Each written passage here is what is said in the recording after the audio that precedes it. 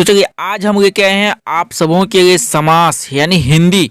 जो आपका हिंदी का एग्जाम बहुत नज़दीक आने वाला है, तो आज हम थोड़ा सा आप सबों को हिंदी के बारे में थोड़ा बता देते हैं, ताकि आप लोगों को जो समास में जो पूछा जाता है, समास से जो क्वेश्चन आता है वो कैसे आता है, क्या लिख के आता है और किस तरह से पूछा जाता है। तो आप अगर पहली बार एग्जाम दे रहे हैं मैट्रिक में या इंटर में, तो आपको आपके लिए बेहद ये जरूरी है कि आपको समास समझना या जानना बेहद जरूरी होगा। तो चलिए बाबू, आज हम आपका स्वागत करते हैं हमारे YouTube channel study by Ranjit में। तो क्या करते हैं कि अभी तक आप हमारे चैनल में नए हैं तो प्लीज़ सब्सक्राइब कीजिए, ताकि नेक्स्ट वीडियो आपको सबसे पहले पहुंच पाए। बेल आइकन दबाना भूलना नहीं। तो चलिए आज बात करते हैं हिंदी से क्या है, समास के बारे में बताएंगे। समास के किसे कहते हैं, समास के कितने प्रकार होते हैं, समास के भेद क्या होते हैं, कैसे समास को पहचाने और क्या बोलने से कौन कौन सा समास आता है और किस तरह समास का विग्रह होता है। तो ये तमाम जानकारी आप सबों के लिए आज हम लेके आए हैं। तो चलिए बने रहिए हमारे इस यूट्यूब चैनल के माध्यम से और देखते रहिए हमारा ये वीडियो। चलिए बात करते हैं कि सबसे पहले पूछा जाएगा आपको या आएगा 2 नंबर या 3 नंबर में कि व्याकरण से कि समास किसे कहते हैं। तो उसका सबसे पहले आपको क्या देना होगा, परिभाषा देना होगा, बहुत ही सरल तरीके से और बहुत ही सरल तरीके से और बहुत ही छोटा, यानी 20 से 25, 25 से 30 शब्द में, 25 से 30 शब्द में आपको अगर देना है या देना चाहते हैं तो कैसे दीजिएगा, तो बस इस तरह दीजिएगा। देखिए, जब 2 या 2 से अधिक शब्द या पद अपनी बीच की विभक्तियों को छोड़कर आपस में मिलते हैं और उनके मिलने से कोई विकार उत्पन्न नहीं होता है, तब उसे समास कहते हैं। यानी जब वो मिलता है तो मिलने के बाद वहाँ पे क्या होता है, विकार जो है वो उत्पन्न होता है। यानी अपना मतलब विभक्ति को छोड़ के आपस में मिलते हैं और उनके मिलने से कोई विकार उत्पन्न नहीं होता है। क्या होता है, विकार उत्पन्न नहीं होता, उसे क्या कहते हैं, समास कहते हैं। जैसे यहाँ बात किया जाए, जैसे में आप बात कीजिए प्रेम सागर, यानी प्रेम का जो सागर है उसे प्रेम सागर कहते हैं। अब बात कर लेते हैं कि समास के कितने भेद होते हैं। समास के तो कितने भेद होते हैं, तो समास के भेद होते हैं 6 भेद। समास के भेद होते हैं कितने, तो समास के 6 भेद होते हैं। कौन कौन सा भेद, तो अव्यय भाव समास प्रथम, दूसरा में क्या है, तत्पुरुष समास, तीसरा में है द्वंद्व समास, और चौथा में है बहुव्रीहि समास, और पांचवा में है द्विगु समास, और छठा में है कर्मधारय समास। लेकिन आपको यहाँ पे जानना होगा कि बहुव्रीहि समास सबसे अंतिम में होता है। बहुव्रीहि समास सबको देखिए, सबको जानने के बाद सबका जो निचोड़ निकलता है ना, उसे ही बहुव्रीहि समास कहते हैं। क्या कहते हैं, सबका जो निचोड़ निकलता है, ये आपको हम समझाएंगे तभी आपको पता चलेगा कि कैसे निचोड़ सबका निकलता है, तो उसे बहुव्रीहि समास कहते हैं। चलिए आज बात कर लेते हैं। अब पहला नंबर में क्या है कि अव्ययभाव समास। इसका परिभाषा कैसे होते हैं या कैसे होता है, तो इसका परिभाषा होता है जिस सामासिक शब्द का पहला पद प्रधान हो और जो समूचा शब्द क्रिया विशेषण अव्यय हो, अर्थात जिसका रूप कभी बदलता ना हो, उसे क्या कहते हैं, अव्ययभाव समास कहते हैं। जैसे हम बात करते हैं यथाशक्ति प्रतिदिन, ये होता है यथाशक्ति या प्रतिदिन। चलिए हम आपको ऑब्जेक्टिव बताएंगे, 20 से 25 ऑब्जेक्टिव लेके आएंगे आप सबों के लिए, खास इंपॉर्टेंट जो पूछा गया है एग्जाम में, मॉडल पेपर से, क्वेश्चन बैंक से, कहीं से भी जो पूछा गया सिर्फ हम वही आपको बताएंगे, ताकि आपको पूरा तरीके से आने की संभावना बना रहे। चलिए बात करते हैं क्वेश्चन नंबर दूसरा में क्या है कि तत्पुरुष समास किसे कहते हैं। तत्पुरुष समास जिस समासिक शब्द का अंतिम पद प्रधान हो, अव्ययभाव में क्या है, प्रथम पद प्रधान हो, और क्या है, तत्पुरुष में अंतिम पद प्रधान हो। ये आप ध्यान रखिएगा, अव्यय और मतलब पहले और तो मतलब बाद, यानी जो क्या कहते हैं वर्ण है, वर्ण में और आता है पहले तो पहला पद और तो आता है बाद में तो दूसरा पद, तो इसका अंतिम पद प्रधान हो तथा कर्ता और संबोधन के चिन्हों को छोड़कर, कर्ता और संबोधन के चिन्हों को छोड़कर, यहाँ जो आपको बताया जा रहा है, कर्ता और संबंध के चिन्हों को छोड़कर सभी कारक के चिन्हों से युक्त हो। क्या हो,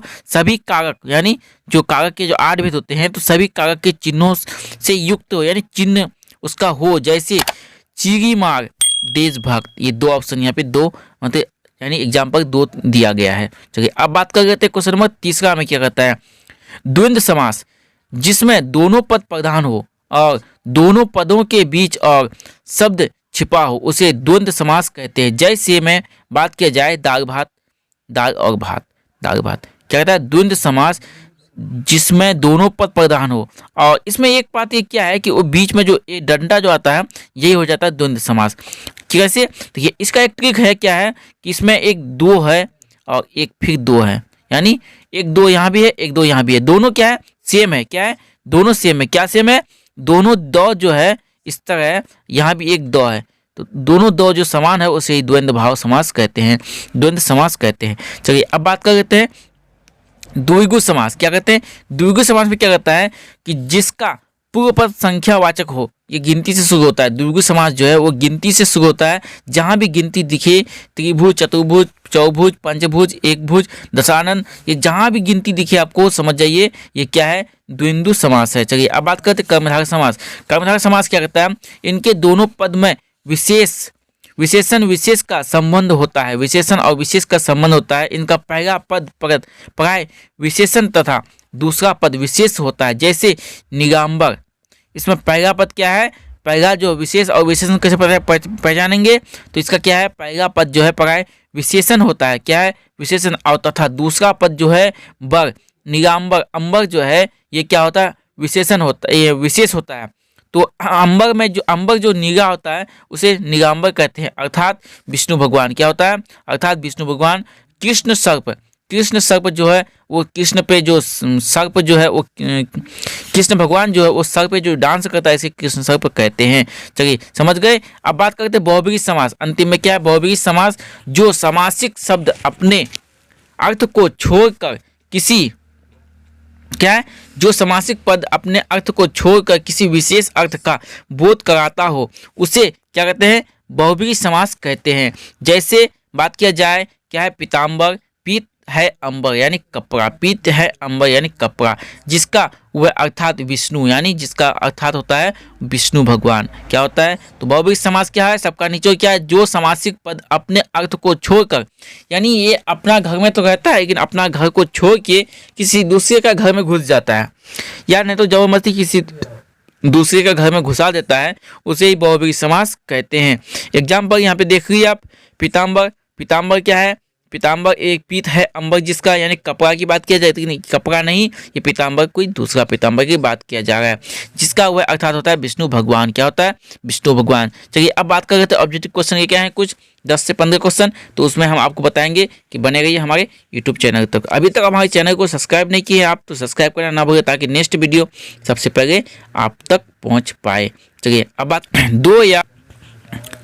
दो या दो से अधिक पदों के मेल से बने पद को क्या कहते हैं? सबसे पहले हम क्या बताएं कि समास किसे कहते हैं, तो क्या उसका परिभाषा था? दो या दो से अधिक शब्द आपस में मिल जाते उसे समास कहते हो। यहाँ इसका 4 ऑप्शन दिया हुआ है, 4 ऑप्शन में कौन सा सही होगा? तो सही हो जाएगा आपका समास। क्या होगा? बी नंबर समास सही हो जाएगा। चलिए अब बात करते हैं क्या है कि किस क्वेश्चन नंबर 2 में आते हैं। 2 में क्या कहता है? जिस समास में विशेषण तथा विशेष अथवा उपमान तथा उपमेय का संबंध हो उसे कौन सा समास कहते हैं? उसे कौन सा समास कहते हैं? क्या कहता है? कहता है इसमें कि जिस समासिक शब्द में क्या है? विशेष और विशेषण ये दोनों आता है तो ये क्या होता है? ये कर्मधारय समास हो जाएगा। क्या हो जाएगा? कर्मधारय समास, यानी इसका भी राइट आंसर बी हो जाएगा। बी को लॉक कीजिए। चलिए बात कर लेते हैं क्वेश्चन नंबर 3 में। क्या कहता है? जहां दोनों पद प्रधान हो वहां डैश समास होता है। जहां दोनों पद प्रधान हो, क्या है कि देखिए अब द्वंद्व में देखिए तीसरा नंबर का ऑब्जेक्टिव कितना है? D number. डी में देखिए दोनों द्वंद्व है, दोनों में है तो दोनों में है। यस सर, आप कहिएगा यस सर, दोनों में है तो यही होगा आपका बराबर, यानी बराबर में क्या है? दो और दो है। क्या है? ए में हम बात करते हैं तो इसमें क्या है?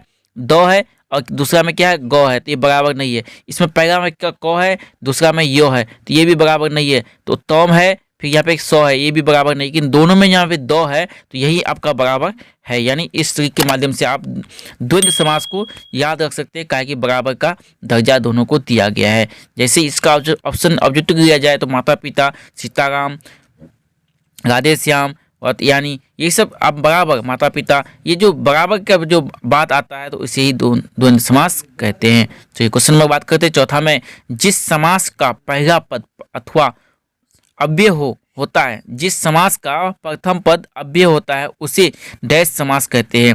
जिस समास का प्रथम पद क्या बताए थे बाबू? प्रथम पद जो बताए थे वो अव्ययभाव समास, और दूसरा पद जो अंतिम पद बताए थे तो वो था तत्पुरुष समास। क्या था? वो तत्पुरुष समास था।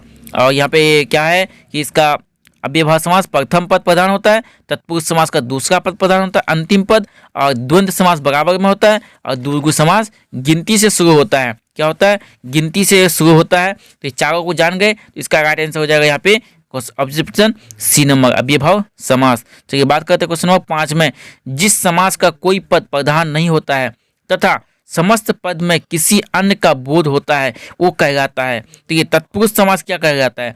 तत्पुरुष समास जो होता है वो क्या होता है? जिस समासिक शब्द का अंतिम पद प्रधान हो उसे तत्पुरुष समास कहते हैं। कहाँ तत्पुरुष समास कहते हैं? यानी ए नंबर का काम खत्म हो गया। अच्छा, अब बात करते हैं कर्मधारय समास। तो ये कर्मधारय समास क्या करता है? इस कर्मधारय समास में विशेषण और विशेष का संबंध होता है, और इसका क्या होता है? इसका पहला पद जो होता है वो विशेषण होता है और अंतिम पद क्या है? वो विशेष होता है। तो यहाँ पे क्या कहता है? यहाँ पे कहता है कि वो अपना पूरा पद को छोड़ देता है, यहाँ पे पूरा पद को छोड़ देता है। और द्विगु समास जो है वो गिनती से शुरू होता है, इसलिए बहुब्रीहि समास जो है वो अपना पूरा घर द्वार छोड़ के दूसरे घर में घुस जाता है। यानी कहने का मतलब ये हुआ अपना समस्त पद को किसी अन्य का बोध करा देता है, यानी किसी अपना समस्त पद किसी और को दे देता है, उसी को बहुब्रीहि समास कहते हैं। तो इसका राइट आंसर हो जाएगा बी नंबर। क्या हो जाएगा? बी नंबर हो जाएगा। चलिए बात करते हैं अब 6 नंबर क्वेश्चन में, लोह पुरुष में कौन सा समास है? लोह पुरुष में कौन सा समास है? यानी द्वंद्व समास है, नेय समास है, कर्मधारय समास है, या द्विगु समास है? तो लोह पुरुष में आपका क्या हो जाएगा? कर्मधारय समास हो जाएगा। लोह पुरुष यानी लोहा के जैसा जो पुरुष होता है, इसका क्या होता है? विशेषण और विशेष यहाँ पे बताया जा रहा है। तो इसका राइट आंसर क्या हो जाएगा? हो जाएगा आपका सी नंबर, 6 नंबर का। चलिए अब बात करते हैं क्वेश्चन नंबर 7 में, अष्टयामी अष्टाध्यायी अष्टाध्यायी में कौन सा समास है? अष्टाध्यायी में कौन सा समास है? तो इसमें समास होगा अष्टा। यहाँ पे आप समझ गए, अष्टा यानी 8, यहाँ पे क्या हो गया? 8। अष्टा जो आया तो ये अष्टा क्या हो गया? ये संख्या गिनती से शुरू हो गया, गिनती से, यानी ये हो गया आपका क्या हो गया? द्विगु समास हो गया। क्या हो गया? द्विगु समास। अच्छा, वो उसके बाद यहाँ पे आप आता लिखा हुआ नष्ठा, क्या आता? नष्ठा जो आता आपका लिखा हुआ, तो ये क्या होता? ये बिल्कुल घबराना नहीं है। अगर आपका आता या न यश ठा ध्यामी इस तरह आता है तो क्या होता है? ये नेय समास हो जाता है, नेय समास हो जाता है। चलिए अब बात करते हैं क्वेश्चन नंबर 8 में, आजन्म में कौन सा समास है? आजन्म में कौन सा समास है? अव्ययभाव समास है, कर्मधारय समास है, द्विगु समास है, या अव्ययभाव समास है?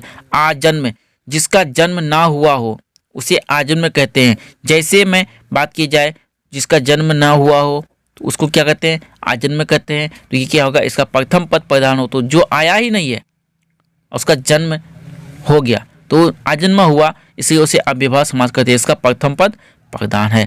खाली जन्म तो सब रहता है, लेकिन जो जन्म ना गए, यही ना आपका मेन कहिएगा इसमें। अच्छा, जन्म मरण में कौन सा समास है? जन्म मरण, आए हैं तो जाएंगे, जन्म और मरण बीच में क्या है? एक डंडा घुसा दिया है, इसलिए ये क्या हो जाएगा? ये हो जाएगा आपका ए नंबर सही। क्या हो जाएगा? द्वंद्व समास। क्या होगा? द्वंद्व समास। अव्ययभाव समास में डैश पद प्रधान होता है। अव्ययभाव समास में कौन सा पद प्रधान होता है? तो अव्ययभाव में होता है प्रथम पद, और क्या कहता है कि तत्पुरुष समास में अंतिम पद, और द्विगु समास में होता है आपका दोनों पद, और बहुब्रीहि समास क्या होता है? बहुब्रीहि समास में कोई अपना रूप बदल के दूसरा रूप ले लेता है, और पूर्व पद प्रधान होता है किसमें? इसमें अव्ययभाव समास में। तो इसका राइट आंसर क्या हो जाएगा? 10वां नंबर का पूर्व पद। पूर्व मतलब पहला पद। ऑप्शन नंबर बात करते हैं 11 में, द्वंद्व समास है। द्वंद्व समास क्या है? द्वंद्व समास, बार बार द्वंद्व समास आ रहा है। द्वंद्व समास आप लोग समझ गए, रात दिन, माता पिता, राधा श्याम, उसके बाद सीताराम, उसके बाद क्या है? उसके बाद क्या होगा? भाई बहन, ये सब द्वंद्व समास है। तत्पुरुष समास का छात्र छात्रा ये आएगा, ये भी होगा द्वंद्व समास। तत्पुरुष समास का उदाहरण नहीं है, तत्पुरुष समास का उदाहरण नहीं है। राजा पुत्र, पवन पुत्र, वनवास, चौराहा तक तत्पुरुष समास का उदाहरण नहीं है। तो क्या नहीं है तत्पुरुष समास का उदाहरण? ये बिल्कुल, आप 4 ऑप्शन यहाँ पे दिया हुआ है 12 नंबर में, तो 12 नंबर का सही आंसर हो जाएगा चौराहा जो है वो गिनती से शुरू होता है। इसका क्या होगा, ये तत्पुरुष समास नहीं हो सकता है। अच्छा, तत्पुरुष समास आप मतलब बार बार हम कह रहे हैं आप तत्पुरुष समास। राजपुत्र, राजा का पुत्र, पुत्र क्या है, प्रधान है। अच्छा, पवन पुत्र या पवन का पुत्र, यहाँ भी बेटा की बात कर रहा है तो यहाँ भी तत्पुरुष समास होगा। और वनवास, यहाँ पे वन तो जाएगा ही, लेकिन वास कहाँ करना पड़ेगा, वन में ही करना पड़ेगा, इसके वनवास ये भी प्रधान हो गया। बात करते हैं क्वेश्चन नंबर 13 में, कर्मधारय समास नहीं है, कर्मधारय समास नहीं है। कमल नयन, चवन्नी, नीलांबर, कृष्ण सर्प, कि ये 4 ऑप्शन दिया हुआ है 13 नंबर में, तो इसका राइट आंसर हो जाएगा चवन्नी क्या है, कर्मधारय समास नहीं है। कर्मधारय समास है। अब बात करते हैं कर्मधारय समास क्या है, तो चतुर्भुज ये गिनती से शुरू होता है, ये कर्मधारय समास नहीं है। तो ये कौन सा समास है, तो गिनती से शुरू होने वाला शब्द जो है वह द्विगु समास होता है। अच्छा, ऋषि पुत्र, ऋषि का जो पुत्र होता है, तो यानी क्या किसका बात कर रहा है, यहाँ ऋषि पुत्र का बात कर रहा है, तो यहाँ पे क्या होगा, ये भी क्या पता खास नहीं है। चलिए बात करते हैं चंद्रमुख, चंद्रमुख, चंद्र जैसा मुख है जिनका उसे चंद्रमुख कहते हैं, तो इसका चंद्रमुख ये राइट आंसर हो जाएगा। चलिए अब बात करते हैं क्या कर्मधारय समास है, वनवास भी तो कर्मधारय समास है, वनवास भी कर्मधारय समास है। चलिए बात करते हैं यहाँ पे कि कर्मधारय समास नहीं है, कर्मधारय समास नहीं है, यहाँ पे देना था कर्मधारय समास नहीं है, तो चतुर्भुज कर्मधारय समास नहीं है, ये मिस प्रिंट हो गया होगा, मिस प्रिंट हो गया होगा ए नंबर। चलिए 14 नंबर, चलिए बात करते हैं 15 नंबर, राधे श्याम किस समास का उदाहरण है, राधे श्याम, राधे श्याम किस समास का उदाहरण है, तो ये द्विगु समास है। राधा श्याम, राधे श्याम कहिए, ये द्विगु समास का ऑप्शन नंबर सी है राइट आंसर। चलिए बात करते हैं क्वेश्चन नंबर 16, राधा कृष्ण कौन सा समास है, राधा कृष्ण तत्पुरुष कर्मधारय द्विगु द्वंद्व, ये 16 नंबर का 4 ऑप्शन दिया हुआ है, 16 नंबर का 4 ऑप्शन में से सही हो जाएगा डी नंबर, द्विगु समास क्या होगा, द्विगु समास का उदाहरण है। चलिए आज के लिए इतना ही, बस मिलते हैं फिर नेक्स्ट वीडियो के, तब तक हमारे चैनल में सब्सक्राइब नहीं किए चैनल को तो एक बार सब्सक्राइब कीजिए, जम के अपने दोस्तों को भी शेयर कीजिए ताकि वो भी पढ़ पाए, वो भी अच्छा जानकारी यहाँ से मेरे चैनल से ले पाए। चलिए मिलते हैं फिर नेक्स्ट वीडियो, तब तक के लिए जय हिंद जय भारत, फिर लेके आते हैं इससे इंपॉर्टेंट ज़्यादा अच्छा वीडियो, तब तक के लिए धन्यवाद।